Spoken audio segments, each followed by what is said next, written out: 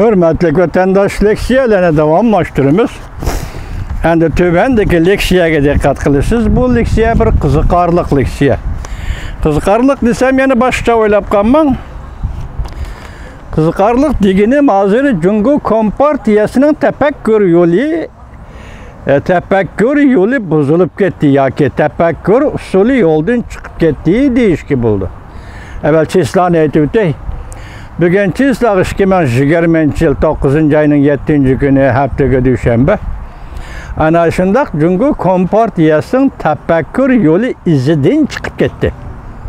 Şunu ben bunu size kızıkarlık leksiya dedim. Evvel leksiyani anlap yakınlar.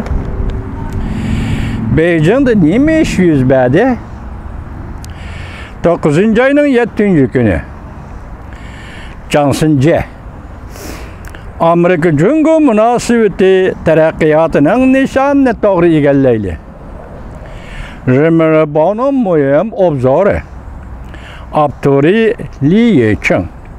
9 ayının 7 günü. Bu Li Yeqing kim? Tashqi ishlar ministerligining muavin ministeri. Biron ismini o'zgartib qalam ismi bilan maqola e'lon qilyapti bu kishilar. Birinchidan hozir Li Yeqing bu tashqi ishlar ministerligining arbobi, muavin arbobi Rımbırban'da maqola e'lon qildi desa, men bunu toza qabul qila olmadim, hurmatli vatandosh. Ya ismini o'zgartirishing mumkin yoki qalam ismini qo'yishing mumkin. Tashqi ishlar ministerligining muavin ministeri bevosita Rımbırban'da maqola e'lon qildi desa, bu bir qiziq ish deb o'ylayman, vatandosh. Maqola ana shundaq maqola ekan, Amerika Cungo munosibati taraqqiyotining nishonini to'g'ri egallaydi. Bu mavzuni ijobiy mavzu deb tushuning. Cungo'nun Amerika Cungo munosabatini taraqqiy qildirish siyosat maydonida o'zgarish bo'lmadi. İzchillikni, muqimlikni yuksak darajada saqlab keldi. Cungo taraf to'qinish paydo qilmay, qarshilashmay, hamkorlashib o'rtaq g'alaba qilish ro'yi bo'yicha moslashtirish, hamkorlashish va muqimlikni asos qilgan Amerika Cungo munosabatini taraqqiy qildirishni xohlaydi. O'xshashla Amerikaning zo'magarligiga va zo'ravon siyosatiga qat'iy qarshi turdi. O'zining egilik huquqi va zamin butunligini qat'iy qo'g'daydi. Normal taraqqiyot huquqini qo'g'daydi. Cungo xalqi kurash bilan qo'lga keltirgan xalqaro jamiyatdagi o'rnini qo'g'daydi. Bu birinchi abzas tugidi yoki birinchi hisobda bir maqolaning mazmunini qisqartib elingan mazmuni tugidi, endi ikkinchisiga diqqat qiling. Tashqi ishlar ministerligi Amerika siyosat vaziri xususiy manfaat uchun muxbirlarni go'raga olsa, bunda qiliqni Cungo hargiz qabul qilmaydi deb ko'rsatdi Bloomberg agentligi 9 ayning 7 kuni. 9 ayının 7 günü bayanatçı Javlijan muxbirlarni kutib elish yig'ini chaqirdi. Javlijan bunday ko'rsatdi. Bir mezgildan beri Amerika Cungo matbuotlariga besim ishlatishni o'zliksiz yuqori ko'tarib keldi. Allaqachon steriyalik kasallik holati darajasiga ko'tarildi. 2018 yıldan beri Amerika 30 nafari Cungo muxbiriga viza qo'yib berishni kayniga so'radi yoki rad qildi. Cungo'ning Amerika turishliq muxbirlarini chet el go'mashtisi deb tizimga oldi. Kaynidillar chet elning shakli o'zgargan elchilari deb Cungo'ning Amerika turishliq muxbirlarini qo'g'lab chiqardi. Cungo'nun Amerika turuşluq muxbirlarining turush kunini 90 kundan eshib ketmaydi deb belgiladi. Cungo buningga qattiq norozilik bildirdi. Yana bir xabar diqqat qiling vatandosh. Davlat mudofaa ministri axborot bayonotchisi Ren Guochang Amerika Qo'shma Shtatlar Davlat Mudofaa ministri Asperning Cungo munosabatli so'z iboralari to'g'risida muxbirlarning savollariga javob berdi. Muxbirlarning savollariga javob berdi. Savol: Amerika Davlat Mudofaa ministri Esper yaqinda Davlat Mudofaa ministri Mark Esper yaqinda Amerika Davlat Mudofaa ministrligi Jungoga taqobil turishga tayyorlanib qo'ydi.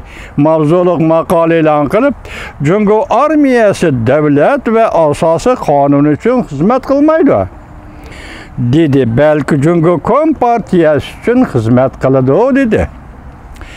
Amerika Jungo bilan umumyuzlik qarshilasha oladigan harbiy kuchga ehtiyojli. Jungo armiyasi rayon doirasida va qo'shnilarga devaylab kelyapti. Biz bu maqolani sizlarga 8-oyning 24-kuni leksiya qilib so'zlagan edik vatandosh. Hozir siz shuning savol qo'yingki, 8-oyning 24-kuni Amerika Qo'shma Shtatlarining davlat mudofaa ministri Mark Esper shu maqolani yozib e'lon qildi. 12 kun o'tganda, masalan, bugun 9-oyning 7-kuni Javlijan bu maqolaga Javlijan emas, davlat mudofaa ministrining bayonotchisi Jungoning Ringochang bu maqolaga javob berishga to'g'ri keldi. Nemishqa arliqda 12 kun saqlagan bo'lding? Nemishqa bugun buni javob beradigan bo'lding? Yana bir nuqta diqqat qiling vatandosh. Beijing foydalanish xabarlari. Hemen demetlik ya Uyghur ziyalileri bunu yaxşı bir dost Sankav Şavşi deydiğen foydalanish xabarlar deydiğen bir gazete olduğun Jungo'nunki. O dol taraftan emas, yan taraftan Jungo'nu maqtaydigan, Jungo'nu kötürüp maqtaydigan bir gazete olduğun şu gazetenin xabari bu vatandaş. Maqolasi. Nimdep e'lon qildi maqolani? Amerika Chavshan urushining tajriba saboqlarini unutib qolmasligi kerak. Alaycharing. Boshda ko'rdingiz, to'xtab turing. Unutib qolmasligi kerak. 9-oyning 7-kuni qisqartirilmasi. Mushu maqola foydalanilgan xabarlarda e'lon qilinibdi, uning qisqartirilmasi bunday. Bugungi kelganda Amerika paraz qilingan birinchi darajalik dushman siyosat qarashini Sovetlarning vujudidan Jungoning zimmasiga yetkazib keldi.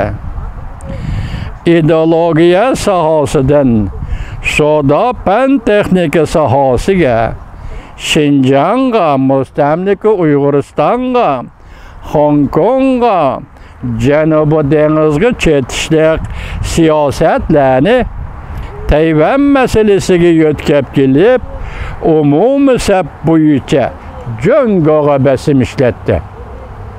Sankav Şavşi yoki foydalanish xabarlarining maqolasi 9-oyning 7-kuni Beijingda e'lon qilgan. Qarang, Amerika nimaga yetkazib keldi? Dushmanlik kayfiyatli Sovetlardan Jungoning zimmasiga yetkazib keldi deydi. Ideologiya sohasidan savdo fan texnika sohasiga, Xinjiangga, Hong Kongga, Janubiy dengizga chetishlik siyosatlarni Tayvan masalasiga yetkazib kelib, umumiy sap bo'yicha Jungoga bosim ishlatdi. Jungo o'ziga ishonch tuvallab ketgan, borgansiri xususiy manfaatga berilib ketgan, xalqaro axloqqa pisand qilmaydigan, xalqaro qoida prinsiplarga sal qaraydigan bir raqibiga duch keldi. Jungoning bu raqibi hozir butun sap bo'yicha Jungoga zarba bermoqda. Jungoga chekdan oshgan bir holda bosim ishlatmoqda. Bizning ko'rishimizning oxirgi maqsadi yoki maqsadimiz davlatning egilik huquqi va taraqqiyot manfaatimizni qo'g'dab, Jungo Amerika munosabatini hamkorlashadigan, qarshilashmaydigan to'g'ri yo'lga qo'yib kelishda chong turamiz. Mana bu xabarlar, foydalanish xabarlari, Rimribo, uningdagi yana qaysi Ondan Beijing foydalanish xabarlari, Rimribo davlat mudofaasining bayonotchisining Musha xabarda men sizga qiziq deganimning sababi yuqorqi 3 abzas 4 abzasli xabarda tafakkur yo'lining chiqib ketganligini. Masalan, Maun va diplomatiya ministrining nima deganligini, Joliycan bayanatçının nima deganligini ko'rib oldi.